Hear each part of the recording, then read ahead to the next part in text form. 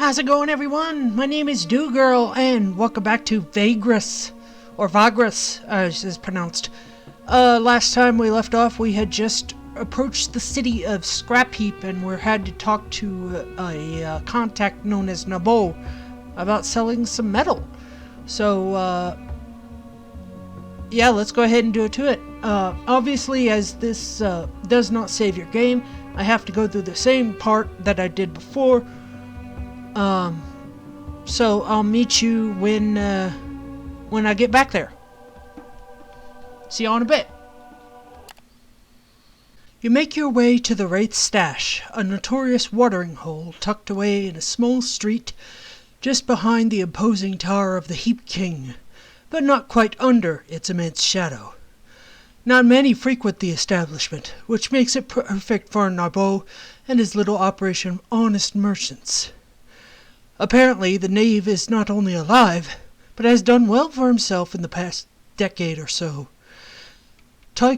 Taking only Javik, you leave the Comitatus to the care of Titus, your quartermaster, while you're gone negotiating.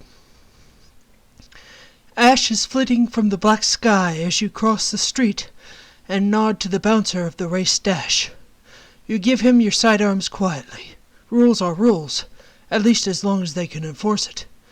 Yet they have the courtesy of allowing you to keep your dagger, and of course they have no idea what Javik is capable of, should it come to a scuffle. Not that you expect such a thing, but with Narbo, one never knows. Though you've told your crew that him and you go way back, the entrepreneur is a capricious and manipulative man with whom you did not part on the best of terms last time. Does he remember that? Surely.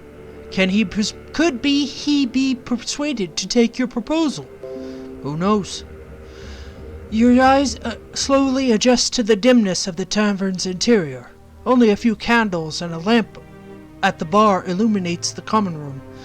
Shadowy faces turn towards you and observe you through the thick smoke. The bartender, a thick-set man in a dirty tunic, is chewing tobacco serenely. Above the bar hangs the skeleton of a large heap lizard on display. Narbo is sitting at a table in the back, his bodyguard half hidden in the darkness at the wall behind him. Okay, so, we gotta plan our moves carefully here. Let's see. I'm gonna say make your way confidently over to him. I think confidence is key in this point. The entrepreneur looks up from a stack of papers in front of him and rubs his eyes. Narbo is a corpulent man with a bushy dark beard and a few missing teeth. Part of his face is covered in scars similar to those left by old burns. That, coupled with the withered and mutated left arm that hangs limp at his side, is a clear indication of the taint. The merchant wears a leather jerkin, studded with small bronze and bone coins, a sign of wealth and boldness. His bodyguard, a lean man with tribal tattoos and an outfit made of leather strips, moves his hand calmly to a spear that leans against the wall. Narbo's mouth falls open as the spark of recognition flares up in his eyes. No wonder. It's been 10 years. Oh, fuck, mate, he blinks. I thought you croaked. People, Narbo waves his good hand around and looks at his bodyguard. Told tales of your demise. The man finishes his sentence for him as the merchant nods vehemently. That business with the Kernak house and the storm, Narbo adds. You tell him that you were indeed at Kernak when the terrible arcane storm struck. You describe the horrors of that night briefly. You add how many of your original Comitatus died there, close friends, old traveling companions. But you walked away unscathed. This was years ago. Sheesh! That fucker Ironphones looked after you something fierce, eh? Nabir chuckles heartily. I'm sure you haven't come to reminisce about good old times, eh? His predatory smile makes you cautious, even though he invites you to sit down with a casual wave of his meaty hand. I think we better apologize. Far as I can tell, you never did anything against me, eh? Narbo shrugs with a wry smile. Course, you could have sent someone to warn us. The bodyguard finishes the sentence. Back when Narbo and you parted ways, the Avernum Collegium was hot on your tails. They got offended by how you two outplayed them by smuggling in a shipment of exotic spices without their knowledge, and selling it to a local nobleman's merchant house. You look at Narbo and tell him there was no way of warning him, or even knowing where he was after the chaos hit, following the heist of Avernum. You had to get your crew out of there, so you did. The merchant is thoughtfully fiddling with a stack of papers right by his earthenware coffee cup while listening to you. I appreciate you coming clean, even if this sorry business was so many years ago, he says after a long pause. The bodyguard becomes visibly less tense. But something tells me that ain't all you came for still. So what is it? You breathe in. Time to outline your proposition. You explain to Narbo how you want to give him your discount on a shipment of metal scraps, which you would then smuggle into Devin through contacts you have in the city's underworld. Once sold, the profit of the shipment will be quite exquisite. You do not name your contact, but divulge enough of her that the plan seems solid. Buyers, you say, are lining up, expecting the shipment soon. Narbo sits in silence, eyes fixed on the table, as if listening to some noise from afar. He does not cut you off at any time during your proposition.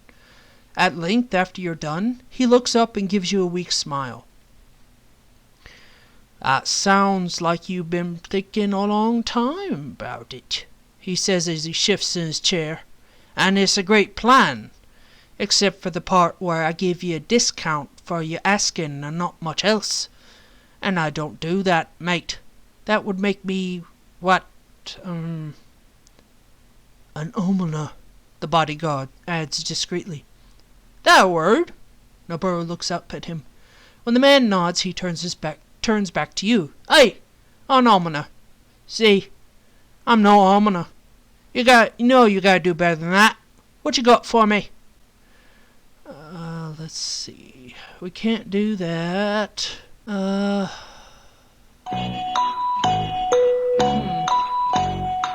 thinking. Hang on.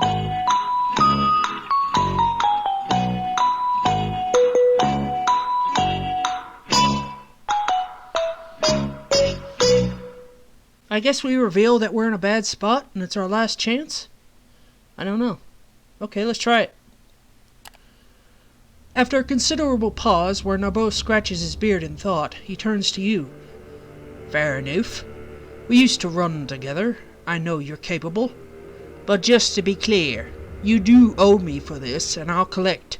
The moment you make that deal in Devin, you come back here and we share. I want quarter. No haggling that. You frown when you accept his proposal, but inside you are gleeful. You could not have hoped for a better result. Truthfully, a quarter of the price is not only doable, but would leave you with enough to keep paying your crew for several future jobs.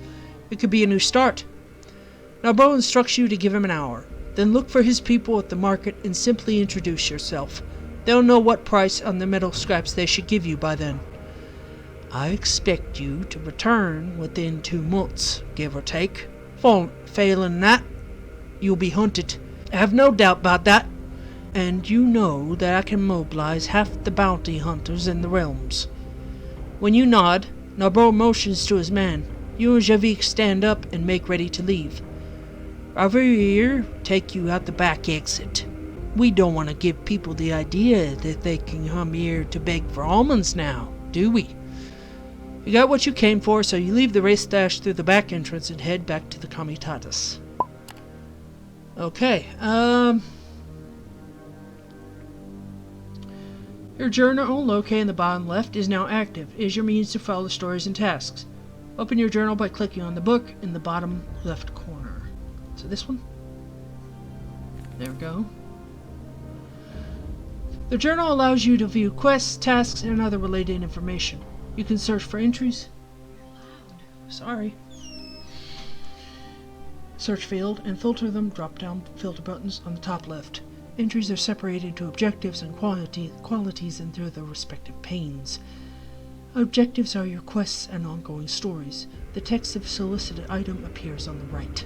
Selected. These describe the quest or task and provide active objectives. Unread entries have a blue exclamation mark icon and appear on top, while already read entries are marked by gold dots, active, a green check mark, completed, or a red cross circle, failed. Qualities can be statuses, gathering information, secrets, and so on. Unread entries have a blue exclamation mark and appear on top, while already read entries are marked by a gold circle icon. Tasks are non-narrative missions and have goals you can complete for rewards. There are several types, like trade opportunities or mercenary work, but right now you can only find passengers here. Passengers have to be taken to their destination, where they will compensate you for your trouble. Be careful, because sometimes passengers will leave if you take too long to get to their destination. Alright, so close your journal after checking objectives. Okay.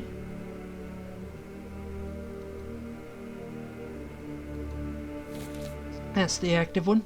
You will save your comitatus by taking a large shipment of metal to Devin. Alright, now we have to buy 50 scrap metal at the market. Okay.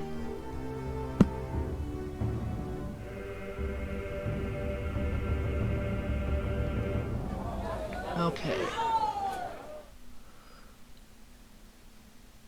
The market pane is displays available goods you can buy at the settlement's market on the right, and open your cargo pane on the left.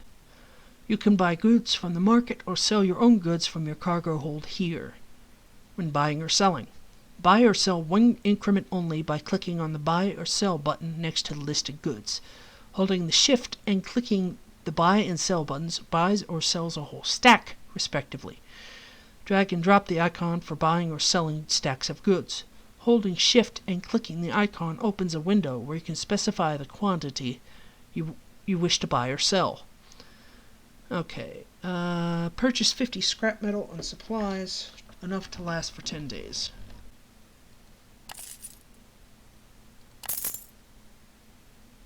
Okay, bought all the supplies we can. Scrap metal.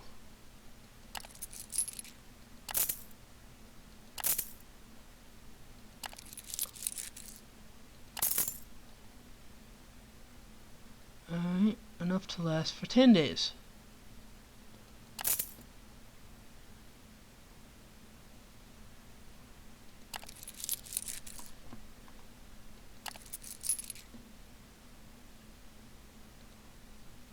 It doesn't tell me how much scrap I need, though.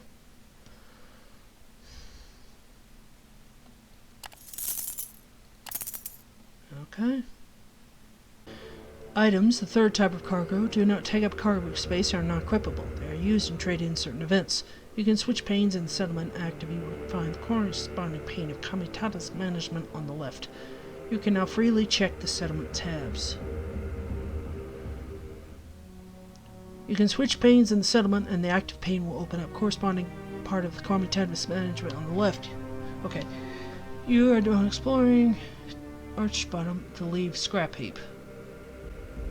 You and Javik roam the Digi Market District right below the Great Heap, upon which the Tower of the Heat King is built. Ash-covered awnings and dirty stalls line the labyrinthine streets with stiflingly narrow alleys and tiny squares between them. Sometimes it's difficult to tell a shop from a dilapidated scrap home, and for good reason.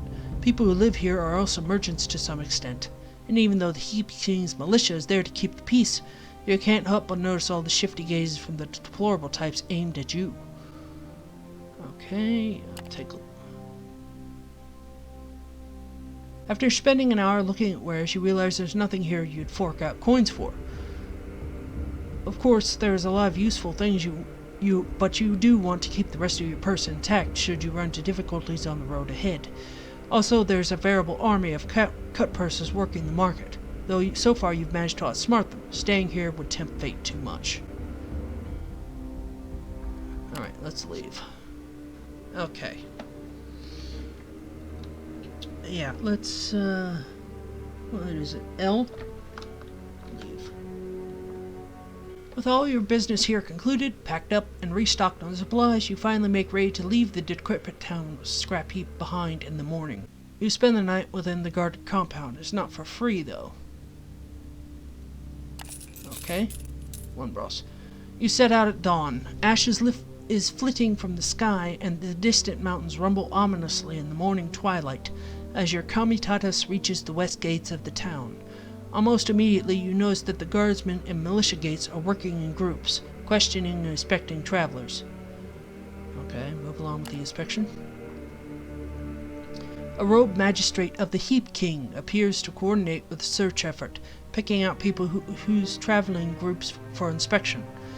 As far as your comitatus draws near, it takes only a passing glance for him to appraise you and your crew before he motions to the guards to let you through. Pass into the gate and out into the broken wastelands. The comitatus is well on its way, and Scrapheap is a mere dot on the horizon by the time Javik joins you at the front of the line. Just as I said, you made the right choice with this venture. Talk of how you may have saved us all is spreading like wildfire, he said with a faint smile. Of course, we do have to make it alive all the way to Devon with the cargo, but it's a good start, don't you think? Yeah, agreed. There may be hope left for the comitatus after all. And, you know, it's in a large part thanks to you and your abilities, not mine. Javik smiles as he bows his head in thanks. Not that I fully agree, but it's my pleasure to be of use, and I'm sure the journey will be fine. It's not like we started with this business yesterday. With that, you both go back to your own duties and to the constant monitoring of the horizon. If all goes well, you'll reach the Wound in a few days, which you can turn south along the edge of the Molten Tongue and travel down to Avernum. Okay. +3 morale. Alright. In the demo, your progress is saved at checkpoints like it has just been saved now. Also, whenever you leave a settlement, an autosave occurs, overwriting the previous settlement save. Another autosave occurs with each in-game new day, overwriting the previous day's save. You can load your saved games from the load menu, F9 to access directly, or from the main menu. Okay. There they were, with a full cargo hold, and filled with newfound hope. Yet, the road ahead still promised hardships and peril. I travelled with them southwards, expecting to reach more habitable lands beyond the Molten Tongue's river of lava. Okay, I think we're gonna go ahead and cut it here. Thank you all so much for watching. If you liked the video, please like and comment down below. I really appreciate it. Take care of each other. God bless you all, and I'll see y'all later. Next up, who knows?